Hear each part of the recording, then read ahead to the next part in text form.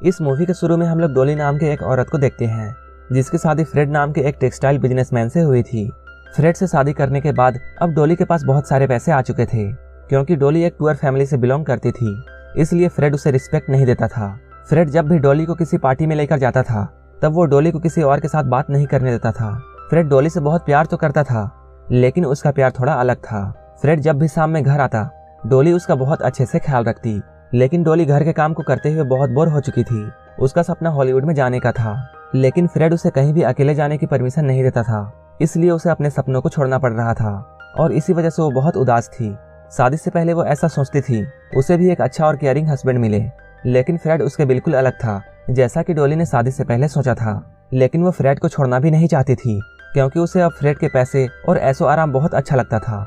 एक दिन जब डॉली फ्रेड की फैक्ट्री में जाती है तब उसे ऑटो नाम का एक वर्कर दिखाई देता है। ऑटो डॉली से लगभग 15 साल छोटा था, जो कि इस फैक्ट्री में मशीन रिपेयरिंग का काम करता था। एक दिन डॉली अपने घर के मशीन को जानबूझकर खराब कर देती है, क्योंकि वो अच्छे से जानती थी जैसे ही उसकी मशीन खराब होगी ऑटो उसे बनाने के लिए यहाँ आएगा। इसके बाद डॉली के कहने पर फ्रेड ऑटो को बुलाता है ताकि वो उस मशीन को ठीक कर सके। इसके बाद ऑटो यहाँ आकर मशीन को ठीक करता है और यहाँ से चला जाता है, लेकिन डॉली फिर से मशीन को खराब करती है और वो ऐसा बार बार करते रहती है, जिसकी वजह से ऑटो का यहाँ आना जाना अब शुरू हो गया था। कुछ दिनों बाद ये दोनों एक दूसरे के करीब आने लगते हैं। फ्रेड जैसे ही घर से निकलकर फैक्ट्री में पहुंचता था ऑटो फ्रेड के घर में पहुंच जाता था। इसके बाद ये दोनों इंटीमेट होते थे और दोनों एक दूसरे के साथ बहुत मजे करते थे।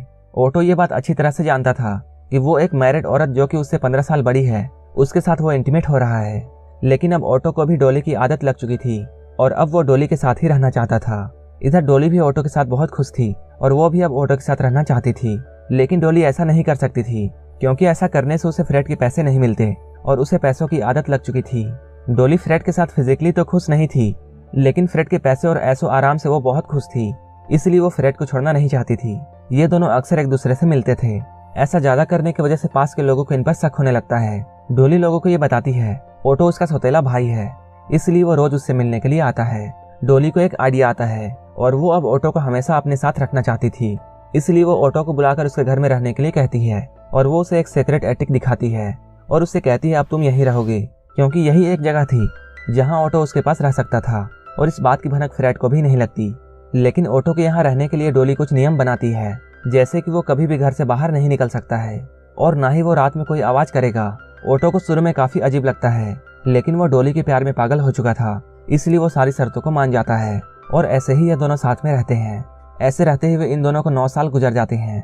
इस लंबे वक्त में ऑटो बहुत बार यहाँ से जाने की सोचता है, लेकिन डॉली उसे समझाती थी और उसे फिर से मना लेती थी।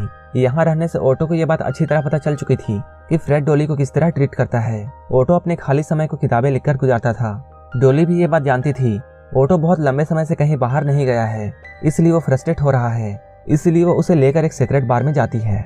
लेकिन इतने दिनों के बाद ऑटो बाहर आया था। जब वो इतने सारे लोगों के सामने जाता है तब उसे घबराहट होने लगती है। वो अकेला रहकर पागल होने लगा था, लेकिन वो डॉली के प्यार में ऐसा कर रहा था। इधर हम लोग डॉली को देखते हैं जो कि अब फ्रेड के साथ रहना नहीं चाहती थी, लेकिन उसे फ्रेड के पैसे चाहिए थे, इसलिए वो कुछ प्लानिंग करती है। इसके बाद वो इंश्योरेंस करवाती है। इसके बाद वो फ्रेड के गन को ऑटो के पास छुपा देती है ताकि जैसे ही टाइम आए वो उस गन को यूज कर सके। डॉली के प्लान के बारे में ऑटो को पता नहीं था। एक बार फ्रेड जब डॉली को एक पार्टी में अपने साथ लेकर जाता है तब वहाँ डॉली को फ्रेड का लॉयर मिलता है। फ्रेड के डांस ना करने से डॉली उस लॉयर के साथ डांस करने लगती है। डॉली लॉयर के साथ फ्लर्ट करती है।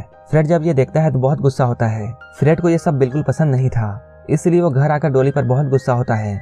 तब डॉली ऑटो को सुनाने के लिए फ्रेड से चिल्लाकर बात करने लगती है और ऐसे दिखाने की कोशिश करती है जैसे फ्रेड उसे मार डालेगा, क्योंकि उसे ये बात अच्छी तरह पता था कि ऑटो उसे बचाने के लिए जरूर आएगा। और ऐसा ही होता है। डॉली के चिल्लाने की आवाज सुनकर ऑटो उस गन को लेकर बाहर आता है। डॉली की प्लानिंग बिल्कुल सही जा रही थी। यहाँ डॉली फ्रेड को ऑटो के हाथों मरवा देती है। गन की आवाज बाहर तक जाती है। इस घटना को रॉबरी दिखाने के लिए ऑटो वहाँ से कुछ कीमती सामान लेकर चला जाता है। वहाँ से जाने से पहले डॉली को ऑटो एक कबर्ड में बंद कर देता है ताकि किसी को डॉली पर शक न हो। इसके बाद पुलिस यहाँ आती है। जब वो फ्रेड के बॉडी को चेक करती है तब उन्हें फ्रेड के पॉकेट से वॉलेट मिलता है। तब उन्हें डॉली पर शक होता है, लेकिन डॉली के खिलाफ इनके पास कोई भी सबूत नहीं था, इसलिए ये लोग डॉली को अरेस्ट नहीं करते हैं। अब डॉली इस मर्डर से छुटकारा पाना चाहती थी, इसलिए अब वो लॉयर के पास जाती है और उससे प्यार का नाटक करती है और वो उसके साथ इंटीमेट होती है। जब लॉयर डॉली के प्यार में पड़ जाता है तब डॉली उसे वही गन दिखाकर ये कहती है इस गन को उसने अपने सेफ्टी के लिए रखा था, लेकिन ये गन उसके कुछ भी काम नहीं आई। लेकिन अब वो लॉयर के पास है, इसलिए उसे गन की जरूरत नहीं है। इसके बाद डॉली उस गन को लॉयर को दे देती है ताकि लॉयर उस गन को कहीं फेंक सके। कुछ दिनों बाद ही डॉली को इंश्योरेंस का पैसा मिल जाता है।